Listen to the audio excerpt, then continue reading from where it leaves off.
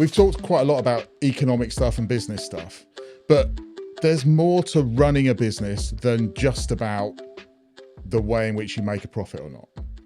And that's about your physical well-being, your physical health. And to me, that's been a big thing. And I use a PT. I make no bones about that. That's what I do.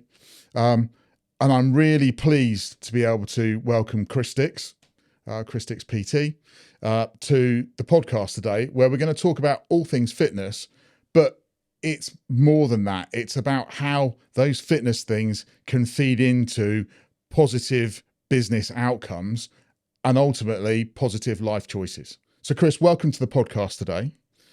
We'll start with the big question, and that's what's keeping you up at night at the moment?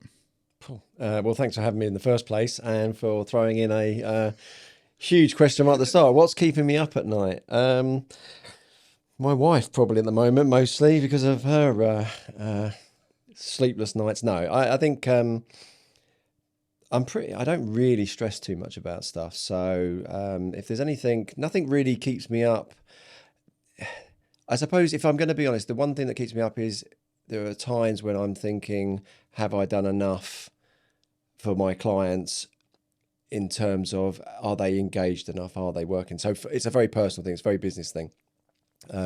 Because I think for a lot of times you're just thinking, is there something going on with the client that I haven't recognized, haven't seen? So that weighs on my mind more than anything else, to be fair. I don't have anything else that stresses me out or keeps me up at night at all.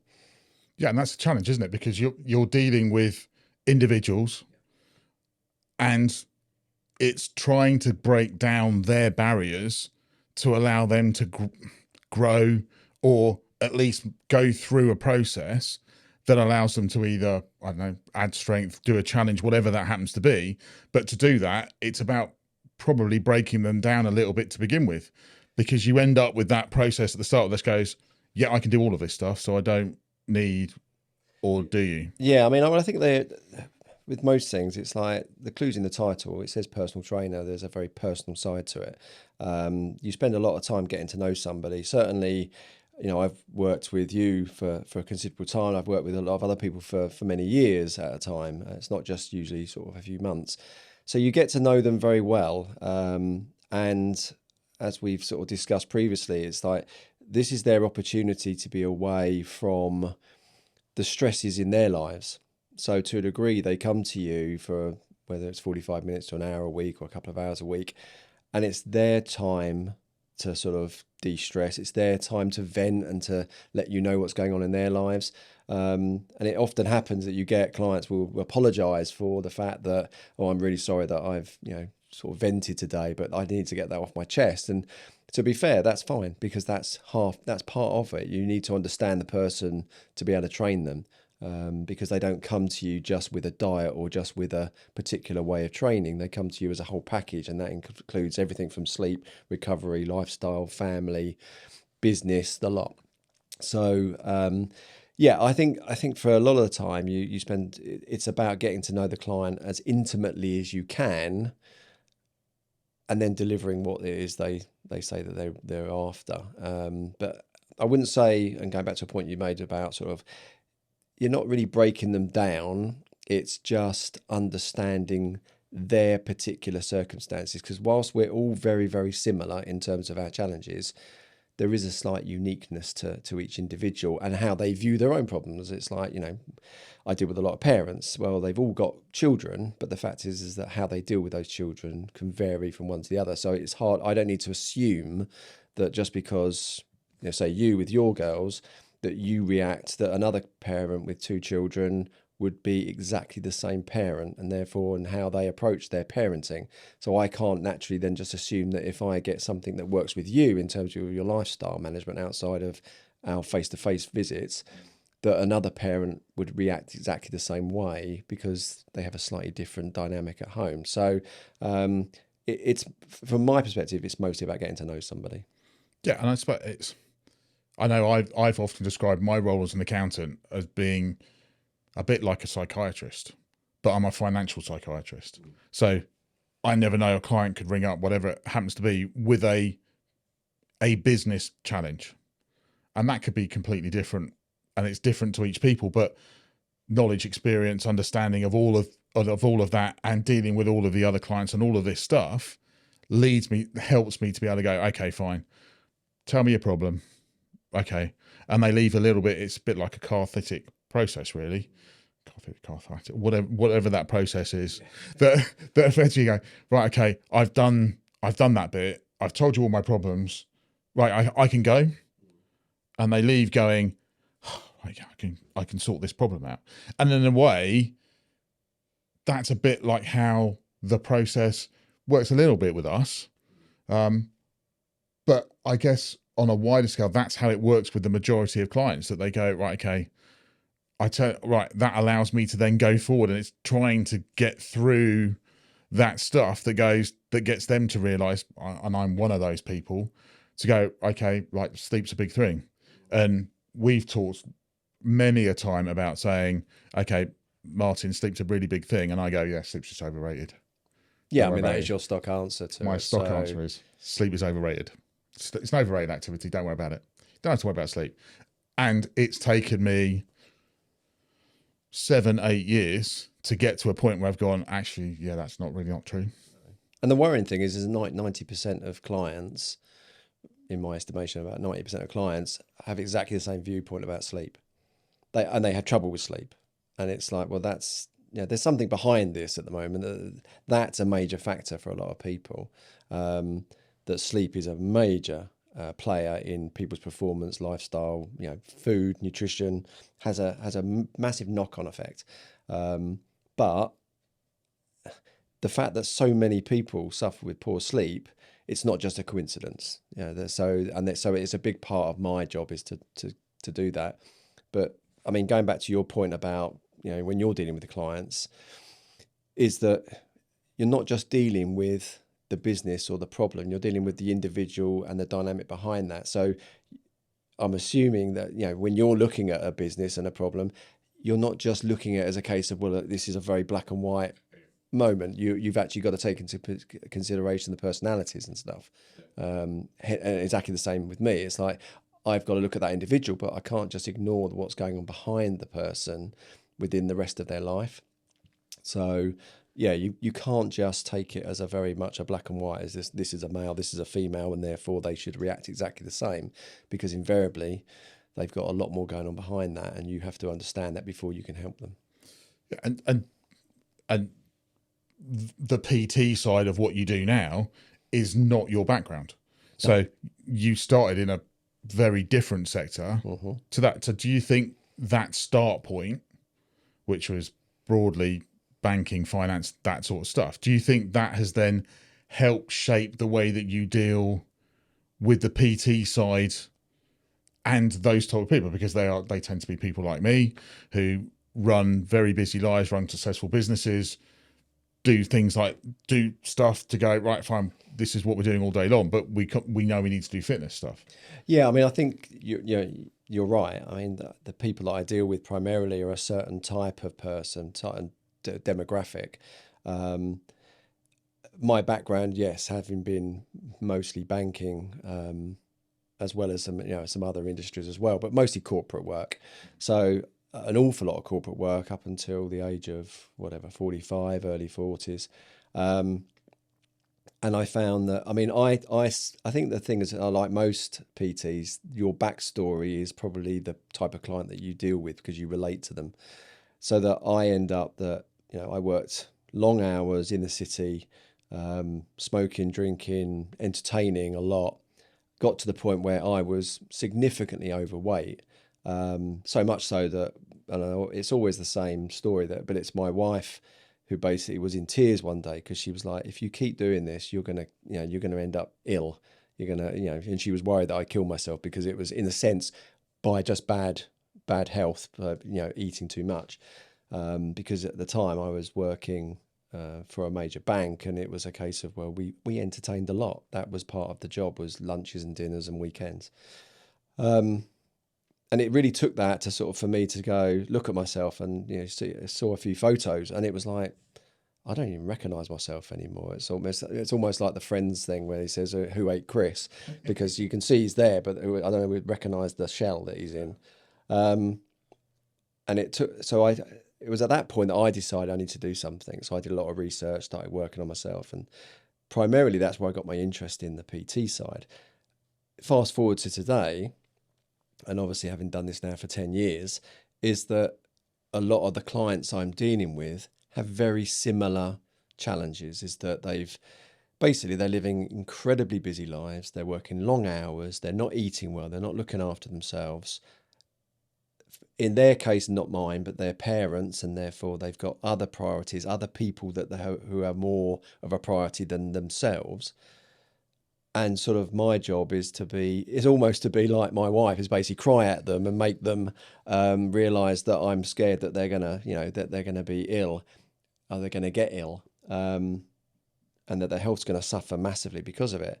So I can relate to them in a lot of areas. As I said, I can't relate to them in terms of not a parent, but I can empathise with the job or what they have to go through, because I've dealt now for 10 years with that type of client. But having been there in many respects, it does give me a much more of an insight into the mentality of what works and what doesn't work. Yeah, and I remember very clearly our first conversation where we talked about PT. And you said, look, okay, have you got any challenges that you want to do? And bear in mind, I thought I was quite fit at that time. And we sat having a chat, and obviously your opinion of my fitness was quite different to mine. And I remember you saying, okay, so I said, challenges, yeah. Well, I think I might have entered the London Marathon. Exit stage left. Thanks for that. Exactly. With you writing going, yeah, we might have to stop. Yeah. Right, okay. Yeah. And we subsequently talked about that, but that was in some ways I had to go, look, okay, I've entered something. I thought, yeah, okay, I'm on the right track. But actually, part of the process that I had to go through was understanding that, yeah, no, I wasn't on the right track. That what I was doing was actually having the opposite effect to what I was trying to achieve. And actually I had to go back to stage one to go, right, okay. So, and I did run the London Marathon. Well, I got around the London Marathon. I think it's suffice to say, I'm not sure running totally, but I got round. Well, there were pictures of you running, so at least some of it was yes. right, just in case in front of the camera maybe, but you were definitely running for part of it. Yeah, you can find me in a French beret somewhere, exactly, I think, running across Tower Bridge. Yeah. And in some way, but it was that process, wasn't it? It was that process going, yeah, okay, I understand where you've come from. Yeah. That allows you to then go, right, I can understand why you're here now, but I can help you get away from that bit because I've been there, I've done that. I understand where you are. Please don't go run the London Marathon next week, because if you do, we'll have a conversation about paramedics and all those sorts of things that have to come in and go, yeah, because you ain't getting there. But since then, that journey has continued. I've done, as you know, I've done various mad, stupid challenges, just for the sake of most of them with you, in fairness. Going, oh, not again. No, well, I think the thing is that you've done, when you mentioned the London Marathon, the original sort of my skepticism at the time was purely about, okay, fine, well, how do we get you round, bearing in mind that just entering it doesn't mean you can do it. And we also have to make you, we have to recognise the fact that you're not ideally built for a marathon, but that doesn't mean you can't do it. Because if you look around the world of marathon and even ultras, the body shape and the body that people have is not always 100% relevant. It's mostly to do with the training, the commitment and the desire. And you had that, you just didn't know how to train for it. And we also needed to make sure that it didn't ruin you, because that's the other thing, is that when people take on such significant challenges, that it ends up being something that, sets them back too long, because they get an injury or they pick up, especially with the training, because the training is involved. And as much as you can get generic plans off the internet, they are generic, they're vanilla. In other words, they'll work for some people, but for others they'll be damaging. So I think for you, and when we were speaking, is that you like to take on challenges, and I specialize in training people for challenges and for events. But it's just having a realism about, well, where are you right now and how long have you got to train for it?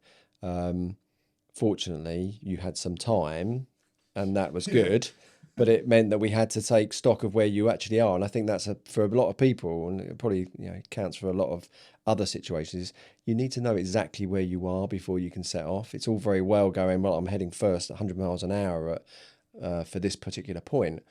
But if you don't know exactly where you are right now, how do you know if you're going to make it, but also if you're going in the right direction to start with? So we had to be very careful that we sort of didn't get too enthusiastic too quickly. But that's the same with most clients. It's not that there's a lot of people enter things without really having a first idea of, well, what does that actually look like in terms of how I actually, what's my first step? It's not just going out for a run.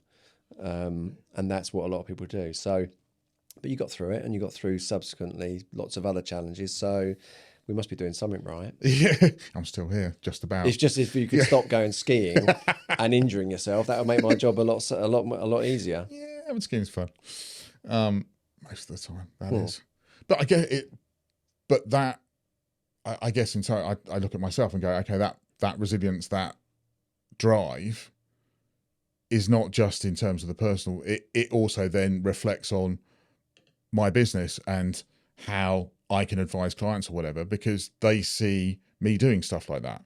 And lots of your clients are in a similar position to me, that we all have that business drive, but it gives us the training, the challenges and that type of thing, give us the space, but or give us the mental health to be able to go, actually, look, we can get a business challenge, but we can do that because we've done this.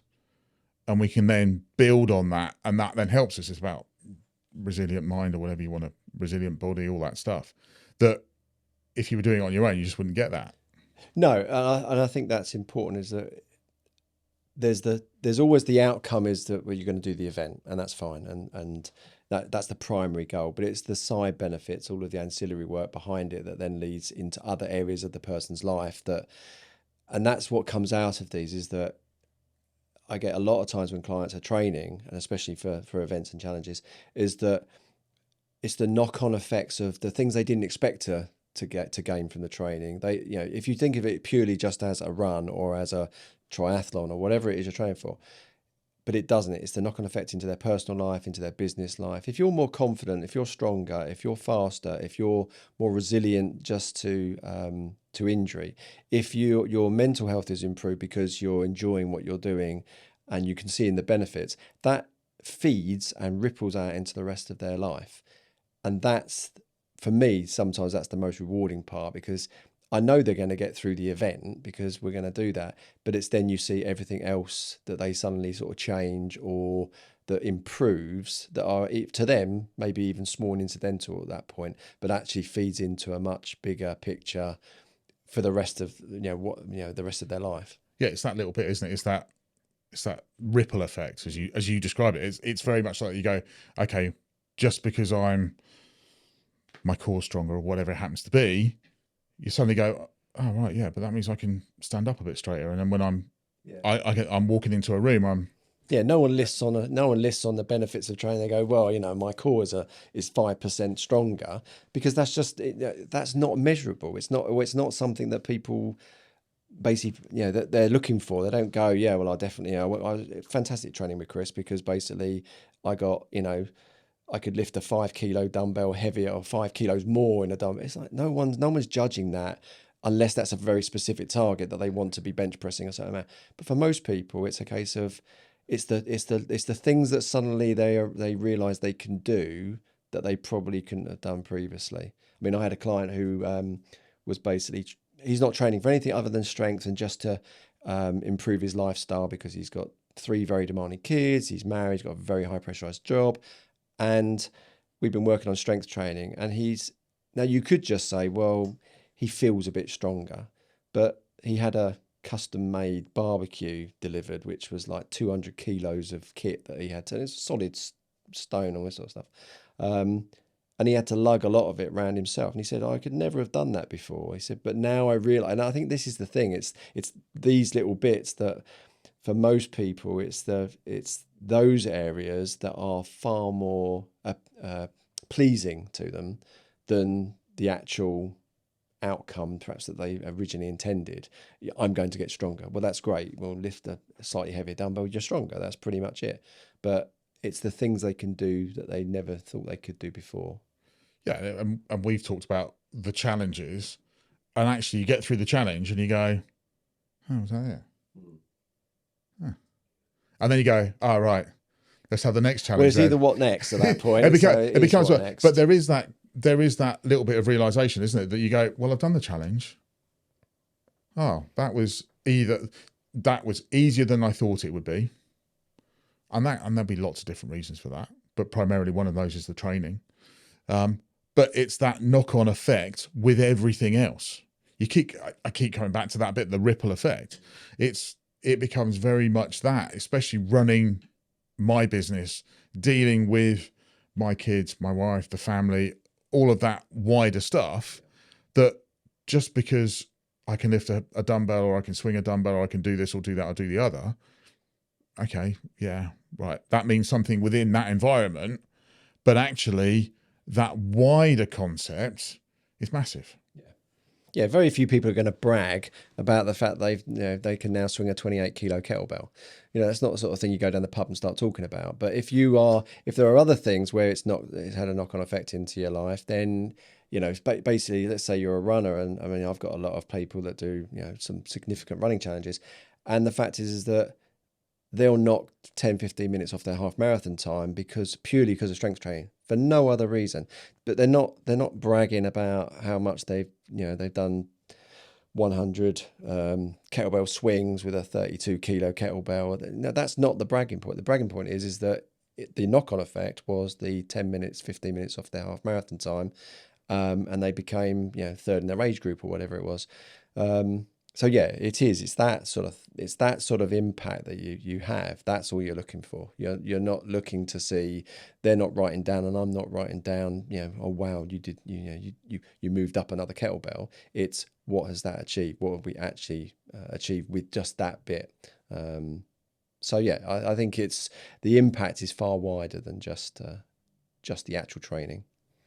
Do you think understanding what that impact is, that it then becomes frustrating with some of what the fitness industry perceives is the way forward, or the goal, the perfection, whatever that happens to be? That does the industry per se lose sight of the fact that actually there are far more benefits than just the fact that somebody's doing this, that, or the other? Yeah, I mean, I think the fitness industry, at the end of the day, it's a business, and therefore it promotes. There's a lot wrong with the fitness industry. There's a lot right with it, and it depends on the coach that you're using, and what their ethos is. But I think there is an awful lot wrong with it, because it promotes.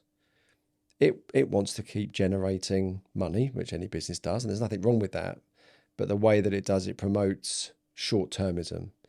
It's all about a quick buck, a quick kill, 6 weeks this, 28 days that. And some of those hooks are okay if it's feeding into a longer term program. But if you're just saying, come to us for 6 weeks lean and you'll be down, it doesn't do anybody any favors. It's not doing them any favors. It's not doing the client any favors at all, because they believe that everything that they've done for the last decade can be undone with a 6 week shred or program. And this is a problem, and it's a problem that the industry creates. It's not being created by the client. The client wants quicker results or quick results, but the coach's job, and your job as an accountant, I'm guessing, when you've got a client comes to you with an unreasonable expectation, is to coach them through, to show you may think that's what's required and what can be done, but I'm here to show you why that's not quite the case, and this is actually what you need to look at.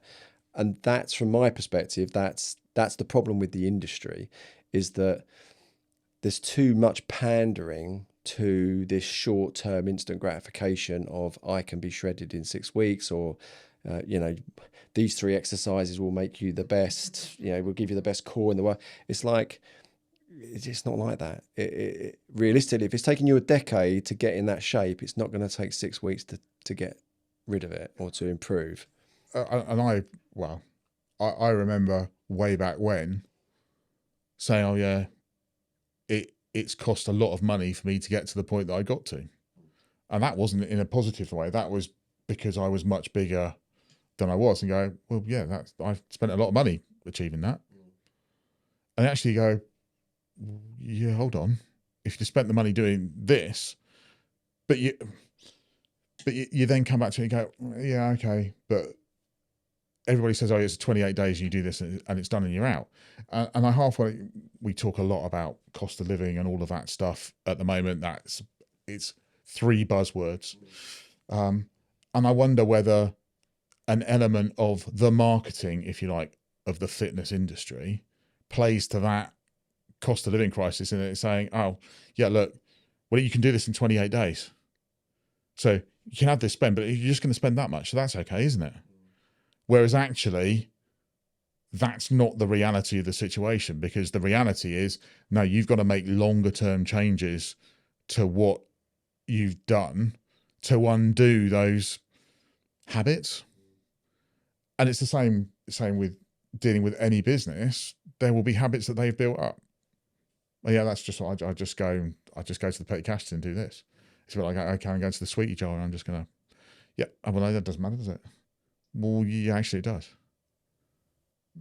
No, I think that's true. Is that, again, it just goes back over. It sort of comes back to that original point. Is that if you've lived away, or whatever you do, and if you've been doing it long enough, you have to recognise that you're not going to change it in a short space of time. Now, I know that there are sort of there are studies that it's cathartic. It's cathartic, that one, yeah. Cathartic. Do you know what I've been saying? I've been thinking about that, thinking it's definitely cathartic. It's definitely cathartic. I'll bring that back in the conversation at some point. I think the thing is that it's like most. Yes, there is evidence out there that habits and stuff can be changed in, they say in 30 days. It's very handy. It's 30 days. It's a round number, but it's a bit like 10,000 steps and 2 litres of water. There's no evidence for it at all. It's just the fact that it's stuck. But the fact is that yes, you can, but you can't immediately then go back to the same behaviour and expect that habit to be 100% dialed in. It doesn't work like that. You need months at it, and that's why, I tend to sort of look at things as a case of, well, if you need to stop something, you need to stop it for a long period of time, and then see if you can go back to it gradually. Because if you can't, then maybe you need to think about it on a more permanent basis. But we all have habits and habitual practices that we struggle with, and we all do it. I mean, I did it in the past and still do. But as going back to the fitness industry, is that there is too much pandering to the marketplace that is, you can do this really quickly. And I tend not to subscribe to that. You don't get me wrong, the marketing side of it and the appeal to people means that there's a lot more people interested when you can tell them it's a 6-week this. But the problem with it is that they go away unsatisfied, and that then just means that out there's a lot more people that are going, well, it didn't really work. And it's like, yeah, it was never going to work. Well, it's that instant gratification, isn't it? It's the Instagram, Snapchat. Yeah, look at me. We look at somebody with 6-pack abs and go, oh, he did that by doing those 3 exercises. No, he didn't. I promise you, I will give you everything I own if he can prove that he did that. And it's a bit like, I always sort of look at this like the A-lister, the movie stars, when they get in shape for something, and everybody goes, and you can, like Men's Health magazine. Okay, so again, industry magazine, quite well respected, but at the end of the day, it's a magazine. But they will have, this is like Hugh Jackman when he got in shape for Wolverine originally in the movies. This is Hugh Jackman's workout. Okay, kind of. Okay, and if you want to look like Hugh Jackman in Wolverine, this is what you do. Okay, well, you need a book on that to start with. And secondly, you're not seeing half of what he did that he had to do. The fact of getting up at 2:00 in the morning to take some protein in, because the lifestyle would be awful to get into that position, into that sort of shape. But that's not what you get told. It's like, do this in 28 days. And it's like, well, that's just not reality. No, so I know we talked about, there was I think an interview Mark Wahlberg did, and he said, this is what I get up at 2 a.m. And we both looked at each other and went, really? And people say, people look at Mark Wahlberg and they criticize. I mean, don't get me wrong, the guy is a beast and he works really hard, but he's in bed by 8:30. Yeah. And he admits, I mean, he goes to bed at 8 o'clock at night because he has to feed during in the middle of the night, and he also has to get up really early because he likes, I think he sort of said he gets up at like 4 so that he can get all of his working out and done before the family get up. That's the lifestyle of a A-lister. That's the lifestyle of somebody who gets in shape, not somebody that basically wakes up at 6, goes for a 30-minute jog and then does a few ab exercises later and does a 2-minute plank. And don't get me started on the plank. This is the thing. There's a disconnect between reality and actually what it's like overnight success. There's no such thing. You basically, it's 10 years of stuff you're doing beforehand and then suddenly you're an overnight success. It's the same with working out. Consistent, disciplined, day in, day out, do the basics, and then everybody in about a year's time will go, God, you did that? How long did that take? 28 days? Not really. 12 months. Well, how many days in 12 months? Well, It's like, but this is the thing. but it is that, and so I sit and go, okay, what's this got to do with running a business, if that makes sense? But actually it has everything to do with running a business, because running a business is about those routines. It's about doing the boring hard yards when nobody can see that. All anybody sees is the sparkly number at the end, or wherever, or they're driving this, or they're going on holiday to Mauritius or New York or wherever it happens to be. Oh, how have they done that? Because they got up at 6 a.m. and finished at 9 at night, and we're looking at, how do I do this? How do I change that? What do I do? But also but those people also accept that they have to commit to not only running their business in that way, but also running their lives in that way as well. And I wonder whether there is a commonality between those two things, that the people that are successful business people or successful entrepreneurs, whatever you want to describe them as, also are success because they do the boring routines, also prepared to go, okay, fine, I'll do that with my fitness as well, because that's just another extension of my life. Yeah. I mean, I think ultimately it's very successful people, the people that most people will name as successful, is that they just have discipline down to an absolute T. There are non-negotiables. This is what I do in my business. This is what I do in my personal life, and nothing gets in the way of that. It's almost like it's whatever it is, whether it's working out, whether it's their business and the daily practices, that they will do those whatever happens. And there's a high level of person that will do that, and they'll do it across all areas of their life. So it will be their personal life as well as business. And then you'll get people that predominantly I probably come across a bit more, is that they're very, very good at running their business life, but they're not so good at running their personal life in terms of looking after themselves. So they haven't quite got it. They've got the ethos. They know how to be successful in their career or their business, but they haven't really transferred it through to their own personal life. The ultimately successful people have managed to do both. So everything is a non-negotiable that they know benefits them personally. Hence why you're getting these people that they're getting up at 5 o'clock in the morning before then they get their workout done in the first hour and a half of the day before everybody else has even bothered to get up. And they don't make excuses.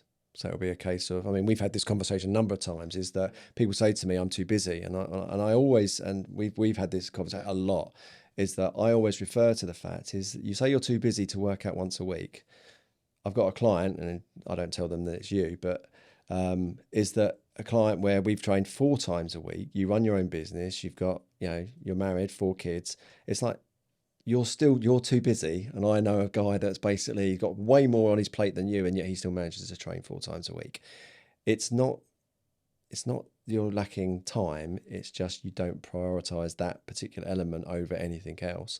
So I think that, that's the thing we have to look at, is that people are when you get into a routine, you have to stick to it, and it has to be 100% dialed in. It's not a case of I can have a few days off or a week off. Really true commitment means that you invariably do the same thing, boring as it is, day in, day out.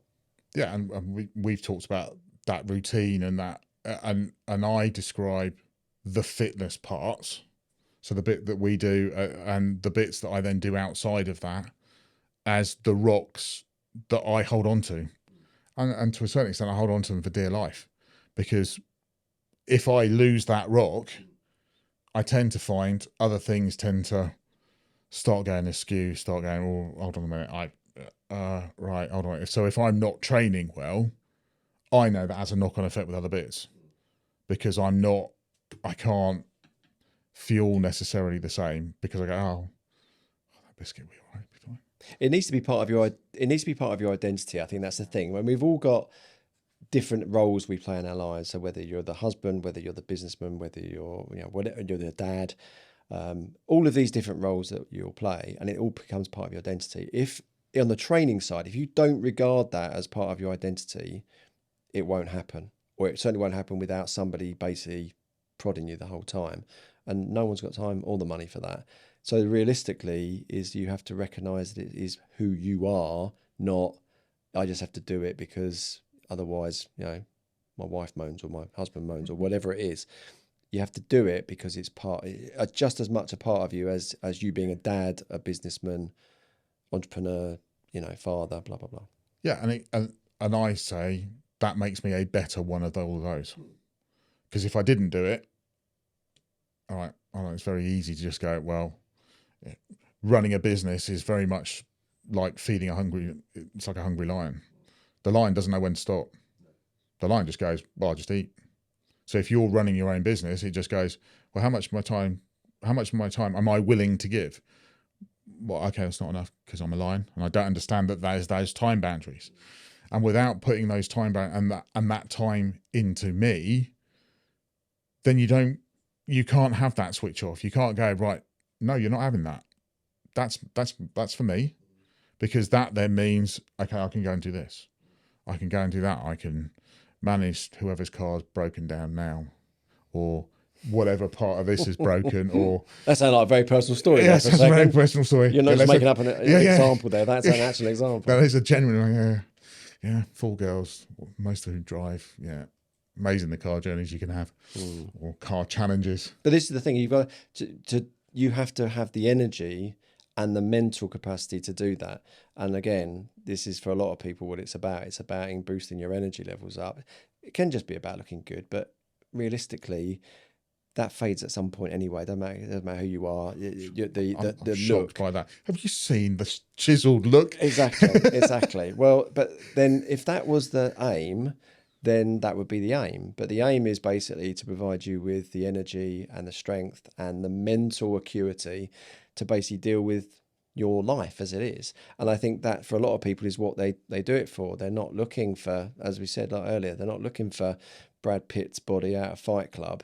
They're looking basically just to get through the day without losing it. And therefore they need to have high energy. They need to have the ability to deal with all of the people in their lives.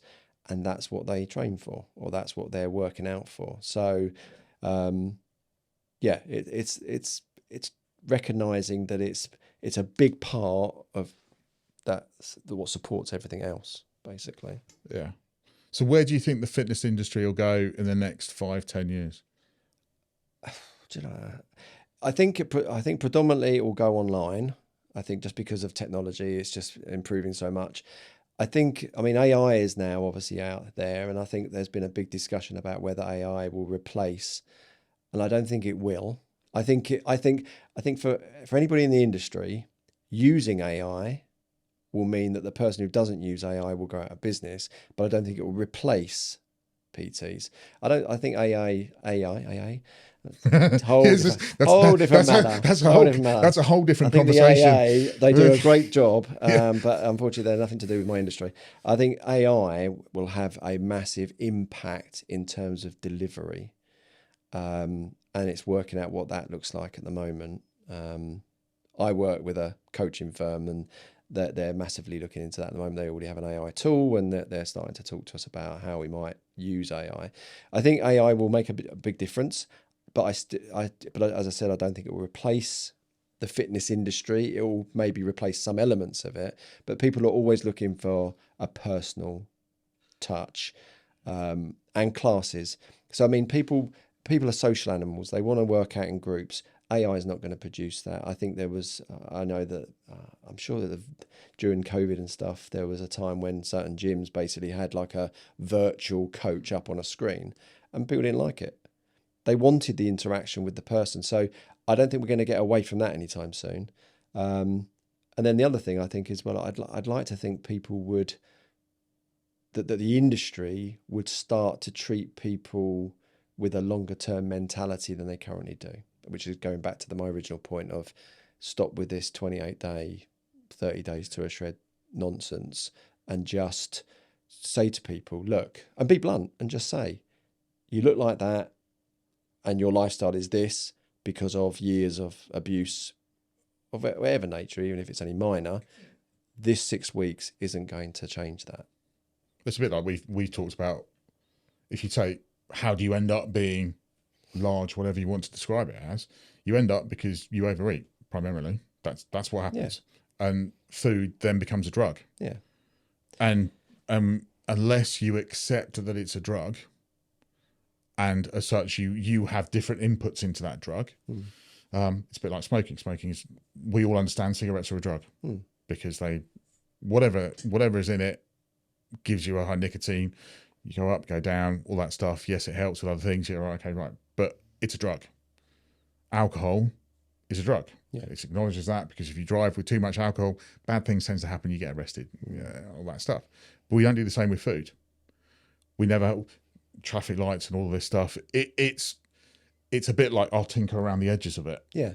And I'll tinker and I'll go, yeah, it's all fine. It's giving, the idea of giving people choice is fantastic. The only problem is people, we're idiots at making choices. So basically we will always choose, the thing that always gets me is either people have got too little time to do something, or they want to enjoy their food. And no one says you can't enjoy it. It's just the fact that we've turned it into some sort of entertainment industry on its own, which is why I have a problem with sort of like, we have managed to take food from being what its most basic format, which is basically fuel, to then allow us to do everything else. And we've turned it into its own little soap opera that basically it's like the main event. So it's like, and don't get me wrong, I think you should enjoy food, and you should be able to experience new types of food. And you should be, if you go out for dinner with friends, it should be part of the social infrastructure of what you're doing. But saying I just love my food, like everybody's said anything the opposite, and that basically you're making it mostly about that, that's a problem, because now you're losing sight of what it actually is for. And 90% of your intake in the week should be boring. And what I mean is just basically just keep doing the same. And then 10%, if you go out, hey, do what you want, make it an entertaining evening because of that. But with the likes of MasterChef and cookery programs and celebrity chefs, they've made food. Everybody feels guilty that they can't make, amazing food, but they're also not prepared to just treat it as a basic function of life. Yeah, it's a bit like, you run a business doesn't die because it makes a profit. A business dies because it hasn't got cash. And it's a similar thing, isn't it? If you use the same analogy and you look at personally your intake, you go, okay, fine, right, okay, I have a calorie deficit, brilliant, okay, good. But what have you put in to get to that calorie deficit? Not enough. Okay, right. Well, okay, so you haven't got enough cash in the bank. So cash being fuel, calories, all that stuff. So you haven't got enough. So you now can't do that. Sorry, what? It's a bit like having an overdraft. At some point you have to repay it, or there's a cost to doing so. And if you repeatedly do that, okay, bad things happen. And then that can lead to other things. Okay. But it's a whole point. It's about being holistic about the whole thing. It's about understanding that it's an input in the process. Yeah. And I think there's another phrase that I use very frequently, probably once a week, is that stop eating like a 10-year-old. is that most people's diets, if I look at them, most people say I eat pretty well. And then you go, okay, fine, well, let's have a little look at it and see what pretty well looks like. And then you look at it and go, if I didn't know, I'd thought your son or daughter had just gone and written this down. But in the sense of, because a lot of people just looks like they open the fridge or the cupboard and it's like, well, okay, whatever's there, I'll have. And then it's this random selection. And then there's crisps. And you think, you're not 10, but you eat like a 10-year-old. Or you eat like a 10-year-old would be if they're allowed the kitchen, basically. And I think that's another issue for me, is that we're either full on and it's got to be a gastronomic delight, or we're at the other end of the spectrum and it's cheese and biscuits and then a packet of Wotsits. And it's like, I don't understand how you can be so distracted by it. So yeah, I think it's a difficult area, and it's another area the fitness industry doesn't particularly help. But as I said, I think it's a bigger, wider picture than the fitness industry can't control that element because of all the advertising that goes on around food. But as I said, if the more we confuse it with being entertainment and that it should be the center stage, the more problems we'll have, because people will become, there's too much profile on food. It should be much more in the background, and the rest of your life should be more about what you're doing, not whether or not you've had the best steak of your life and the burger of your life or whatever it is, or salad if you're a vegan. Yeah. But you've had a journey that's gone corporate into fitness. So if you were now talking to Chris, who's now 17 years old, and who's got, as much as you'd be desperate. Scary thought. I had hair then as well. As much as you'd be desperate to get back in your XL3i and shred it around the streets of Essex. What would you advise him, them, her, if they were now starting, okay, fine, look, not only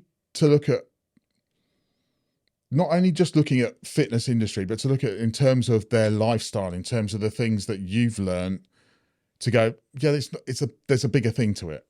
What would you advise them? This is my old 17-year-old self. Yeah. Yes. Okay. Because you made it a bit gender fluid there for a second there. It was like, he, him, her, they. I was like, hold on.